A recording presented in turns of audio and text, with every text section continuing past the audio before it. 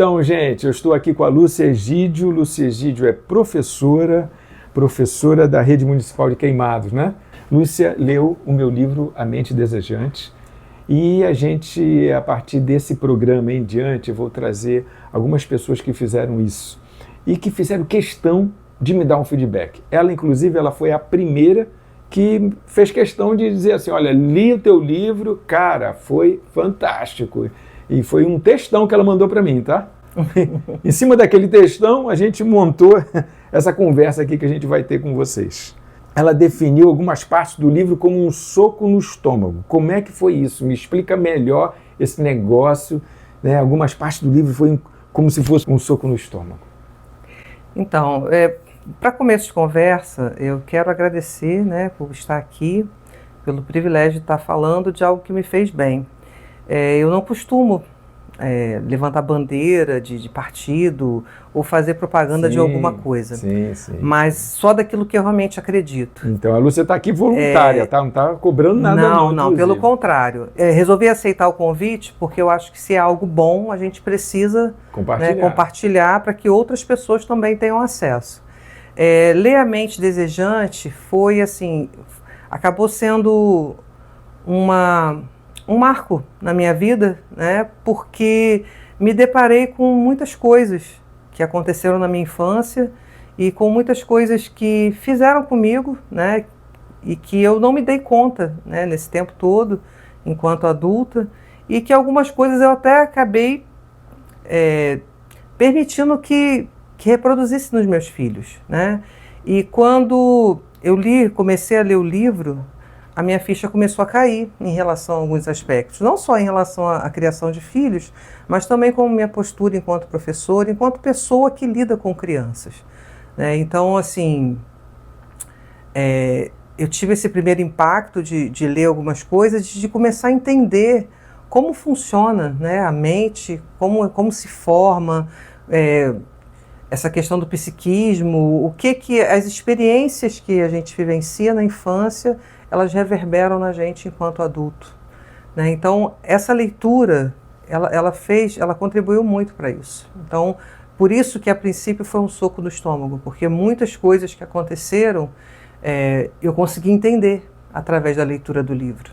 E quais foram os sentimentos que vieram à tona ao revisar essa infância que passou assim na sua mente quando você leu o livro? Eu me deparei com a Lúcia criança.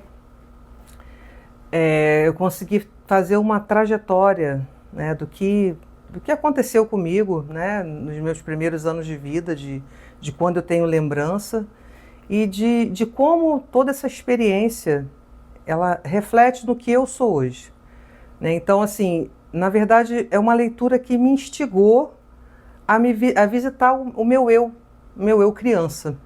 A gente acaba desenterrando muitas coisas boas, mas muitas coisas ruins também. Alguns sentimentos, né, que tem muito a ver com a questão da autoestima, né, de palavras, às vezes, que a gente não tem noção do tamanho do que aquilo pode produzir na nossa vida, né? Então, assim, isso já me traz um pouco mais de cuidado no momento que eu falo com meus filhos, nas palavras que eu vou produzir para eles, né? Então, você disse que o livro também te levou a perceber falhas na forma como você criou seus filhos. Você poderia falar sobre algum desses eventos, alguma dessas falhas? Por quê? Sim, então, eu costumo dizer que a maternidade é uma bênção, é uma alegria, é um presente divino, né? E toda mulher, eu acho que, mesmo que inconscientemente, sonha com a maternidade, né? Só que quando chega esse presente, a gente não se dá conta da complexidade que é ser mãe, né? Ser mãe não é nada romântico, como as mídias pregam, né? Minha filha que o diga, tá lá com a Ser mãe, você venceu o puerpério, já é um desafio de gigante, né? Quem é mãe, quem está me ouvindo, sabe que não é nada fácil, né? A gente está com um serzinho ali na tua mão que, né, você Ele é completamente dependente. E o que você fizer, aí você vê o peso da responsabilidade. E aí não vem com manual de instrução. Não vem. Né? A gente sabe muito bem, o manual de instrução o pediatra dá, que aí vai te explicar qual o tipo de comidinha que você vai dar, se você vai colocar no sol, o tipo de vitaminas, vacinas, tudo que é para o exterior, a gente é bem orientado, né? A gente vai em qualquer site, em qualquer livro, em qualquer médico, em qualquer pediatra, ele vai te orientar isso. Mas o que acontece dentro do pescoço para cima, internamente, ninguém te orienta. Exatamente. Ninguém te orienta. Não vem uma bússola te explicando como é que acontece, como é que se formam os desejos, como é que se formam os sentimentos, como é que se forma o eu, né? Essa constituição não vem. Então, o livro, ele não traz todas essas respostas, mas ele te instiga a pensar, a começar a desenvolver um pensamento em relação a isso. Então, por isso é tão importante. Ao mesmo tempo, você mencionou também uma nostalgia positiva. Sim, eu vou citar uma parte que, assim, nesse momento eu me lembro e que me chama a atenção, que é relacionada à questão do papel, né, do pai e do papel da mãe. Hoje a sociedade, né, ela está muito em voga essa questão do feminismo, né, de que as mulheres elas dão conta de tudo, que elas podem tudo e colocam o homem para escanteio de alguma forma, né? Eu penso totalmente ao contrário e vivo totalmente ao contrário. E o livro ele aborda essa questão, né, da importância que tem o papel do pai e a importância que tem o papel da mãe, cada um com as suas particularidades, mas não oprimindo a figura de nenhum dos dois. Cada um no seu momento certo, ele tem a sua importância, tem a sua relevância. E outra coisa também que me chamou a atenção é a questão do gênero. O menino, ele precisa ter um tipo de tratamento, a menina precisa ter um outro tipo de tratamento.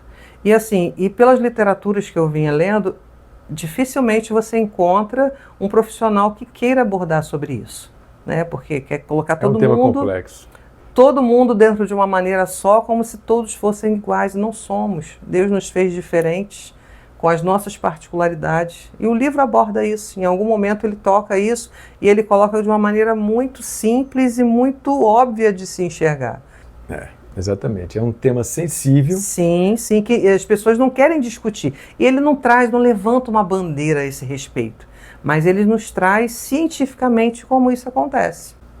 Esse foi um dos capítulos mais trabalhados, foi o capítulo 7, que você está falando sobre a formação da sexualidade. Sim. Foi muito complexo, um texto que mais deu trabalho foi esse. Sim. Capítulo 7. Mas ficou brilhante. Ficou brilhante, né? Ficou. Pois é, muito obrigado pelo brilhante.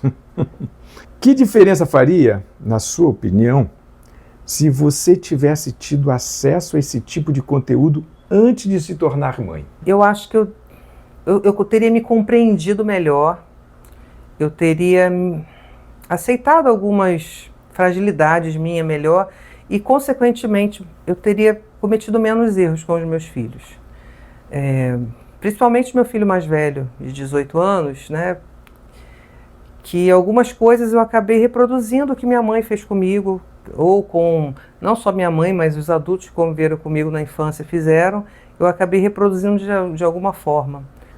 Então, você destacou que o livro deveria ser leitura obrigatória. Obrigatória para futuros pais, avós, educadores da igreja, educadores das escolas. Por que você acredita que ele seria tão útil assim? Levando em consideração que essa geração hoje, ela é uma geração que ela vive mais isolada do que a nossa geração viveu, né? É uma geração que vive mais no mundo da internet. Eu acho que ainda mais a gente precisa entender o psiquismo, de como funciona, de como a gente colabora, de como a gente faz.